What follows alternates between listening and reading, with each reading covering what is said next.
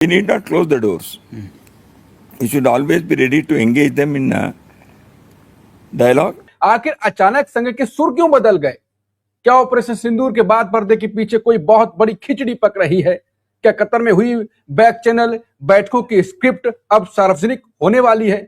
सवाल यह है कि जो आरएसएस हमेशा, जो भारतीय जनता पार्टी हमेशा एंटी पाकिस्तान बात करती रहती है, देश के अंदर जो मुसलमान हैं उनके खिलाफ बात करती रहती है। कोई कहता है कपड़ों से पहचान लेंगे, कोई कहता है पाकिस्तान चले जाओ, कोई कहता है बांग्लादेशी घुसपैठिए हैं, इनका मुख्यमंत्री कहता है कि मैं उनके लिए कोई काम नहीं करूंगा क्योंकि उन्होंने मुझे वोट नहीं दिया है। इनके मंत्री इस तरह की बात करते हैं। उनको अचानक पाकिस्तान से मोहब्बत क्यों होने लगी?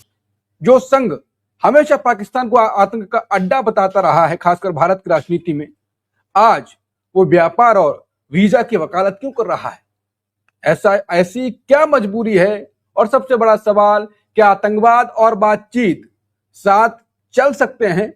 क्योंकि मोदी सरकार तो यही कहती है टेररिज्म और टॉक एक साथ नहीं हो सकते हैं। तो क्यों आरएसएस मोदी सरकार के उलट बयान दे रहा है? आखिर पक क्या रहा है? अचानक दत्तात्रेय होसबोले का ये स्पेशल इंटरव्यू क्यों पीटीआई पर आता है और उसको देश भर में वायरल किया जाता है? अचानक राष्ट्रीय स्वयंसेवक संघ यानी आरएसएस पाकिस्तान से मोहब्बत की बातें क्यों करने लगता है? ये एक बड़ा सवाल है और जरूरी है इस बात को समझना। उससे समझ में आएगा कि आरएसएस और भारतीय जनता पार्टी क्या राजनीति कर रहे हैं। देखिए, आपको याद दिलाता हूं कि आरएसएस से जुड़े हुए एक नेता राम माधव अमेरिका गए हुए थे। अमेरिका में एक सेमिनार में वो बैठे हुए थे, 4 लोग बैठे हुए थे और उनसे अमेरिका की बात पूछी जा रही थी, भारत की बात पूछी जा रही थी। तो उन्होंने कहा कि अमेरिका के कहने पर हमने ईरान से तेल खरीदना बंद कर दिया, अमेरिका के कहने पर हमने रशिया से तेल खरीदना बंद कर दिया, अमेरिका ने हमारे ऊपर टैरिफ लगा दिया जो पुराने टैरिफ से ज्यादा था, फिर भी हमने ज्यादा कुछ नहीं बोला। अमेरिका ने 50% टैरिफ लगा दिया तो भी हमने कोई खास रिएक्ट नहीं किया। फिर भी अगर अमेरिका हमारा दोस्त नहीं बन रहा है, फिर भी हमारा अमेरिका अगर भला नहीं कर रहा है, तो बताइए हम क्या करें? राम माधव ने जब यह कहा था तो उस पर हमने भी ट्वीट किया था, हमने भी वीडियो किया था, विपक्ष ने यह मुद्दा उठाया था। जबरदस्त देश के अंदर हल्ला मचा था कि जो बात विपक्ष और हमारे जैसे लोग कह रहे हैं कि नरेंद्र मोदी जी ने डोनाल्ड ट्रंप के सामने समर्पण कर दिया है, वो बात तो अब भारतीय जनता पार्टी और राष्ट्रीय स्वयंसेवक संघ के नेता, लीडर राम माधव जी कह रहे हैं। और कोई छोटे मोटे लीडर नहीं है, बड़े लीडर हैं। संघ के सुर बदल गए। पाकिस्तान के लिए इतना प्रेम राग, क्या रीजन हो सकता है अचानक से? देखिए अंकुर, ये कहा जा सकता है लौट के बुद्धू घर को आए, ये कह सकते हैं हम। क्योंकि इस सरकार की शुरुआत हुई थी 2014 में, जब प्रधानमंत्री नरेंद्र मोदी पहली बार प्रधानमंत्री बने थे और अपने शपथ ग्रहण समारोह में उन्होंने पाकिस्तान के प्रधानमंत्री नवाज शरीफ को बुलाया था।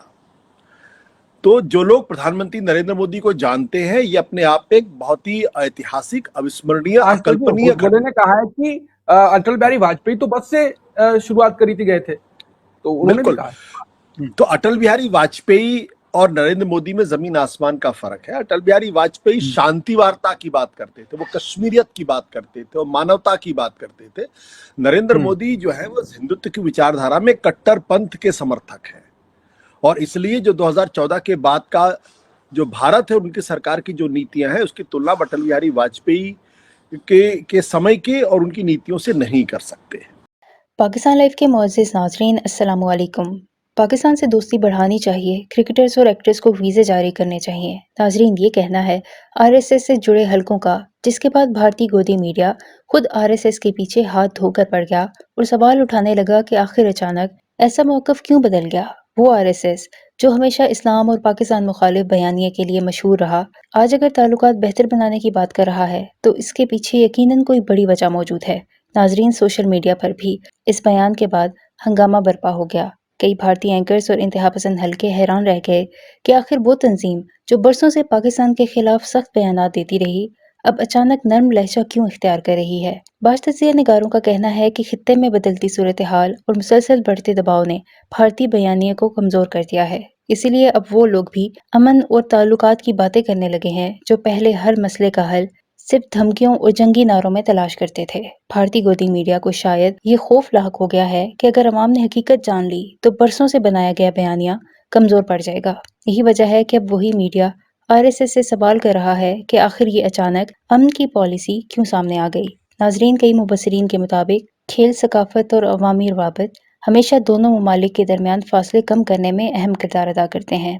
क्रिकेटर्स, फनकारों और आम लोगों के तबादलों से नफरत कम होती है और खित्ते में कशीदगी के बजाय बेहतर माहौल पैदा होता है। लेकिन भारतीय सियासत में बाज़ हल्के हमेशा दुश्मनी की सियासत से फायदा उठाते रहे हैं। इसीलिए अब जब नर्म बयानात सामने आ रहे हैं तो खुद उनके हमायती हैरान और परेशान नजर आ रहे हैं। ये सूरत हाल इस बात की भी निशानदेही करती है कि जमीनी हकाइक आहिस्ता आहिस्ता बयानियों पर भारी पड़ने लगे हैं। अवाम अब सवाल कर रहे हैं कि अगर आखिरकार दोस्ती और मुज़ाकरात की तरफ ही आना था तो इतने साल नफरत, प्रोपेगेंडा और कशीदगी क्यों बढ़ाएगी। इस हवाले से भारतीय मीडिया पे क्या चीखो पुकार है, इस वीडियो में देखें। वीडियो में आगे बढ़ने से पहले हमारे चैनल पाकिस्तान लाइव को सब्सक्राइब जरूर करें ताकि आने वाली वीडियो अपडेट से आगाह रहें। ये वहां पे काम कर रहे हैं तो लगातार वहां की जो ऑर्गेनाइजेशंस हैं इनके ऊपर सवाल उठा रही हैं कि ये एंटी मुस्लिम है, इस्लामोफोबिक है, एंटी क्रिश्चियन है, ये अल्पसंख्यकों के खिलाफ काम करते हैं। तो जाहिर है वहां पर काम करने में इनको परेशानी आ रही है, और वहां पर काम करने में परेशानी आ रही है ये बड़ा मामला नहीं है।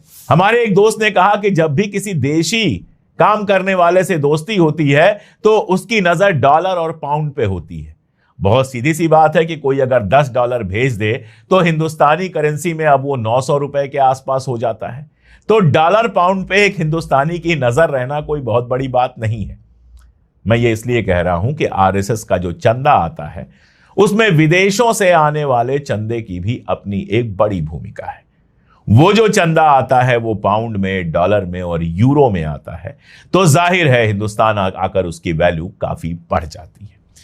अब अगर विदेशों में जो ये आरएसएस अलग अलग नामों से काम कर रहा है, वहां के संगठन अगर इसके ऊपर सवाल उठाएं और सरकार कल को इसको बैन कर दे, अगर वहां ये धारणा बन जाए, वहां लोग ये मानने लगे कि आरएसएस बेसिकली एक सेमी मिलिट्री ऑर्गेनाइजेशन है जो हथियार भी रखता है और जो अल्पसंख्यक समुदाय हैं, माइनॉरिटी हैं, उनके खिलाफ काम करता है, तो अमेरिकी और यूरोपीय कानूनों के हिसाब से इसके ऊपर बैन लग सकता है, जिससे चंदा मिलना बहुत मुश्किल हो जाएगा, एनआरआईज के बीच में काम करना बहुत मुश्किल हो जाएगा। और यही वजह है कि वहां पर इमेज सुधारने के लिए लगातार कोशिश चल रही है। लगातार आरएसएस के नेता वहां के सेमिनार्स में जा रहे हैं, वहां के दौरे कर रहे हैं और वहां पर भाषण दे रहे हैं इमेज बिल्डिंग के लिए। तो ये जो आरएसएस के महासचिव हैं दत्तात्रेय होसबोले, वो अमेरिका, जर्मनी और ब्रिटेन में पहले ही भाषण देकर आ चुके हैं और भी मुल्कों में जाने वाले हैं, यूरोप के और मुल्कों में जाने वाले हैं आरएसएस को लेकर भाषण देने। और वहां पर आरएसएस के ऊपर जो आरोप लगाए जा रहे हैं उसका जवाब दे रहे हैं, कह रहे हैं कि आरएसएस हिंदू सुप्रीमेसी को बढ़ाने वाला, पैरामिलिट्री रखने वाला या अल्पसंख्यकों यानी माइनॉरिटीज को सेकंड ग्रेड सिटीजन बनाने वाला संगठन नहीं है।